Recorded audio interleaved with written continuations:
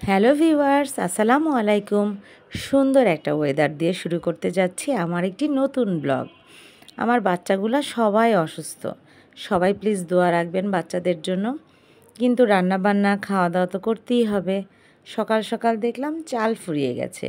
খালাকে বললাম চালটা একটু ঢেলে দিতে। খালা চাল ঢালছে আর আমি চলে আসলাম নাস্তা রেডি করতে। আজকের নাস্তাটা একজন স্পেশাল মানুষের জন্য বানানো হচ্ছে, যে আজকে প্রথম আমাদের বাসায় নাস্তা খাবে। সে হচ্ছে আমার আব্বু। আমার বিয়ের পর আজকে প্রথম আব্বু আমার বাসায় নাস্তা খাচ্ছে। ইয়াসিন জোর করছিল, তাই আব্বু বাধ্য হয়েছে খেতে। আর আমি এদিকে চলে আসলাম রান্নাবান্না বসাতে। রান্নাবান্না শেষ করে যাব বাচ্চাদের নিয়ে ডাক্তার দেখাতে। মাসকালার ডাল রান্না করছি আর এইদিকে মাছের মশলা কষাচ্ছি। কিন্তু রান্নাটা না শেষ হলো না। ডাল রান্না করার পরই রান্না কমপ্লিট না করি বেরিয়ে পড়লাম বাচ্চাদেরকে নিয়ে ডাক্তারের কাছে যাব। সময় হয়ে গিয়েছে। আরিশার শরীর অনেক খারাপ। আরিশার অনেক জ্বর ছিল, আরশি পাখির অনেক জ্বর ছিল। আজকে 3 দিন ধরে আরশির জ্বর, ঠান্ডা। সো ডাক্তার কাছে যাচ্ছিলাম। আমি আর ইয়াসিন ছিলাম এক রিকশায়। আমাদের পৌঁছাতে একটু দেরি হয়ে গিয়েছিল আর ওর বাবা ওদেরকে নিয়ে আগিয়ে চলে গিয়েছিল। কিন্তু অত বেশি দেরি হয়নি। গিয়ে দেখি এখনও আমাদের সময় পরে। দেন আমরা চলে আসলাম ডাক্তারের রুমে। আরিশা এখন কোঅপারেট করে, ডাক্তারকে দেখতে দেয়, কথা শুনে পার্টিসিপেট করে। মাশাল্লাহ, সবাই মাশাল্লাহ বলবেন। ডাক্তার দেখানো শেষে বেরিয়ে পড়লাম। সবার ক্ষুধা লেগেছে, বাচ্চারা কিছু খাবে। আরিশা খাবে কোক আর ইয়াসিন ওর পছন্দ মতো যা খুশি খাচ্ছে। আরশি আজকে কিছুই খাবে না। আমি ঘড়ি দেখছিলাম, 2:30 বেজে গেছে। বাবার ভাত খাওয়ার সময় হয়ে গিয়েছে, কিন্তু রান্নাও শেষ হয়নি।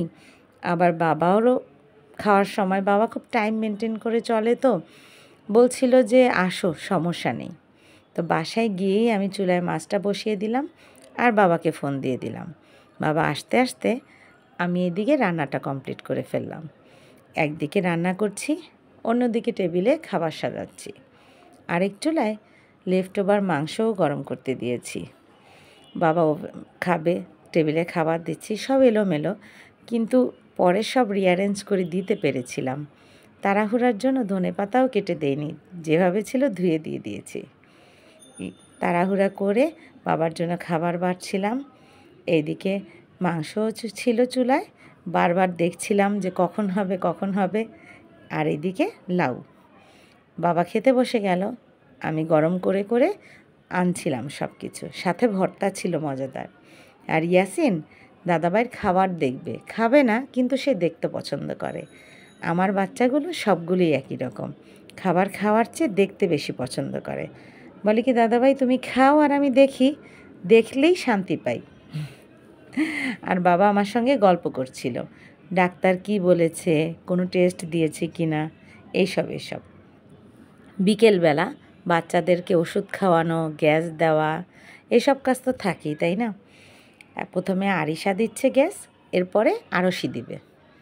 আর ওইদিকে সাথে ইয়াসিন পাখির পরীক্ষা ছিল।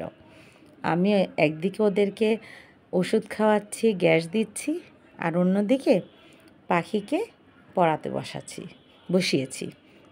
এই যে পাখি পড়ছে, তার সিটি পরীক্ষা এখনও শেষ হয়নি, কি করার। আর ওরা যখন ঘুমিয়েছিল, চলে আসলাম সন্ধ্যায় নাস্তা রেডি করতে। সবাই বলে কি, বাচ্চারা ঘুমালে তুমিও একটু ঘুমিয়ে নিবে। আচ্ছা, আমি যদি ঘুমাই, বাচ্চারা ঘুম থেকে উঠে কি খাবে ওদের খাবার রেডি না করলে? ওরা যখন ঘুমাচ্ছিল, আমি ভাত ডাল গরম করেছি, মাংস, খিচুড়ি, বিকালের নাস্তা রেডি করেছি। বাবার জন্য জাম্বুরা মাখা রেডি করছিলাম, বাবা নাস্তা খাবে। ইয়াসিন পাখি আজকে ঘুমায়নি, সে দেখছে জাম্বুরা খেতে কেমন। বলে, উমা এত পচা আম্মা, এটা কিভাবে খাও? আমি বললাম তোমার দাদা ভাইয়ের অনেক পছন্দের, সে খেতে পারে। দেন আমি বাবার জন্য চা, বিস্কিট আর জাম্বুরা খালাকে দিয়ে পাঠিয়ে দিলাম। আর আমি আমার সঙ্গীকে নিয়ে নাস্তা খেতে বসলাম। অনেক গল্প আর আড্ডা চললো আমাদের দুইজনের। বাকি সবাই তো ঘুমাচ্ছে। রাতে বাবা খাবে দুধ রুটি আর ডাল, সরি, ডাল রুটি আর দুধ।